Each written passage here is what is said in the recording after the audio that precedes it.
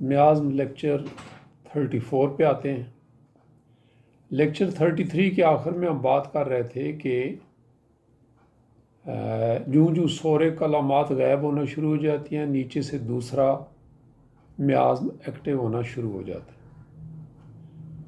کیونکہ ایسا بہت کم ہوتا ہے کہ ایک ہی وقت میں ایک سے زیادہ میازم ایکٹیو ہوں، اور اگر ایسا ہوگا تو سمجھیں کہ وہ میلیگنٹ کیس ہے، مولک کیس ہے۔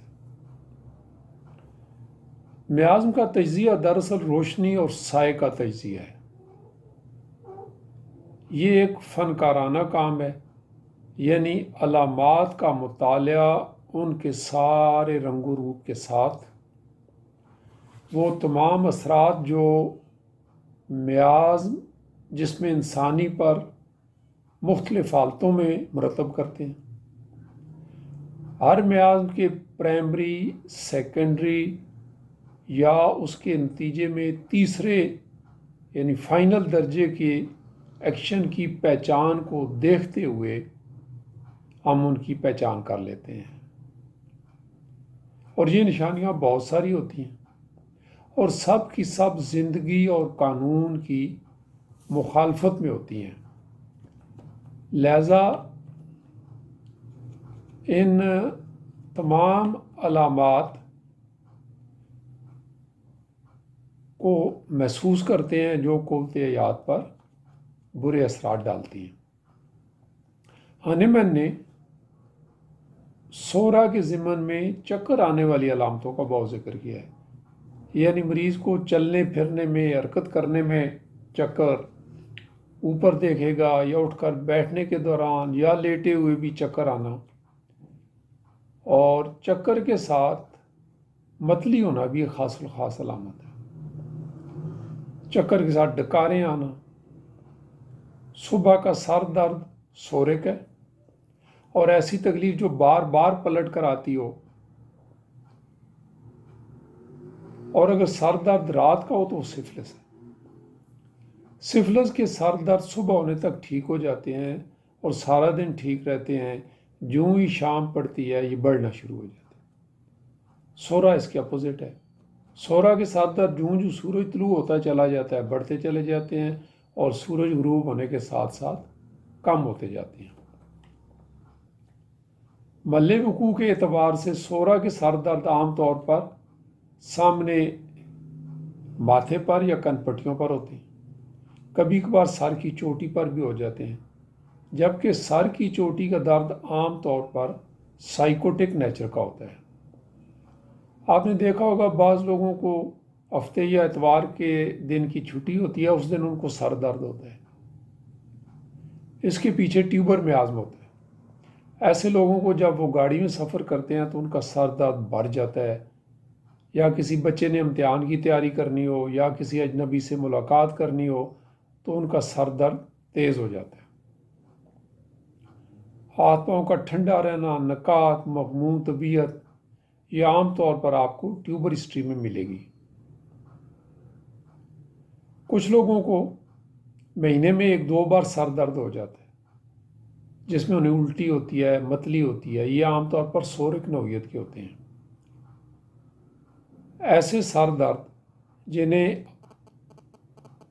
گرمی یا آرام کرنے سے زیادتی ہو،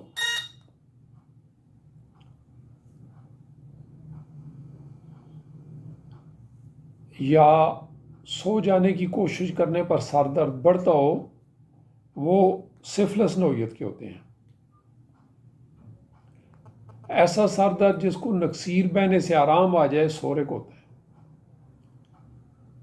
اور ایسا دائمی سر درد جو کسی دعا سے بھی ٹھیک نہ ہوتا ہو، وہ ٹیوبر نوعیت کا ہوتا ہے۔ سائیکوٹک یا سفلس نوعیت کا سر درد لیٹنے سے اور رات کو بڑھ جاتا ہے۔ ایسا سر درد جو دماغ کی جڑ سے اٹھتا ہو اس کو بیسیلس ایڈک کہتے ہیں، سفلس نوعیت کا ہوتا ہے۔ کنپٹیوں یا سامنے ماتھے پر جو سر درد ہوتا ہے وہ سورک، اور جو پیشانی یا سر کی چوٹی پر ہو وہ سائیکوٹک نیچر کا ہوتا ہے۔ بچوں میں زیادہ تر سائیکوٹک سر درد دیکھنے میں آتے ہیں جو رات کو بڑھ جاتے ہیں اور بخار کی کیفیت ہوتی ہے، بے آرامی ہوتی ہے، بچے روتے چیختے اور بے آرام ہوتے ہیں،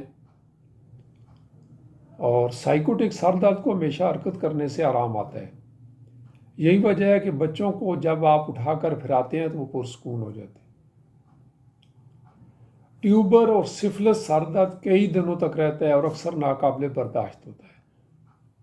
بعض اوقات مریض کو لگتا ہے کہ جیسے اس کے سر کے ارد گرد پٹی کسی ہوئی ہو۔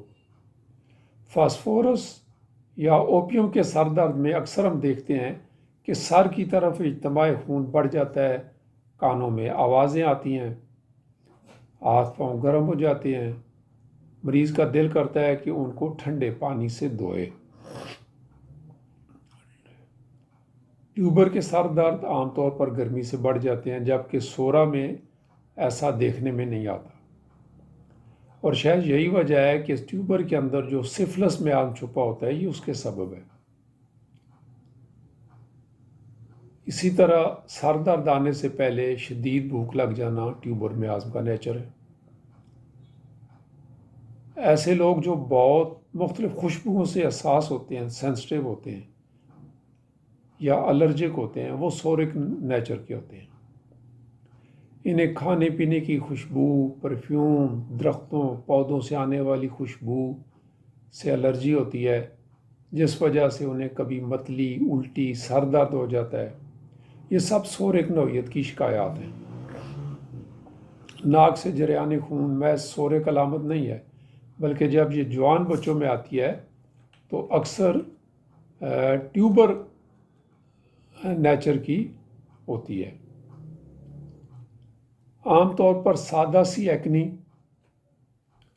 کیل ماں سے جو عام طور پر ناک کے ارد گرد ہوتے ہیں، سورک نوعیت کے ہوتے ہیں۔ تو یہاں ہم لیکچر ختم کرتے ہیں، اگلے لیکچر میں پھر آپ پاس حاضر ہوں گے۔ تب تک کے لیے اجازت، تھینک یو سو مچ۔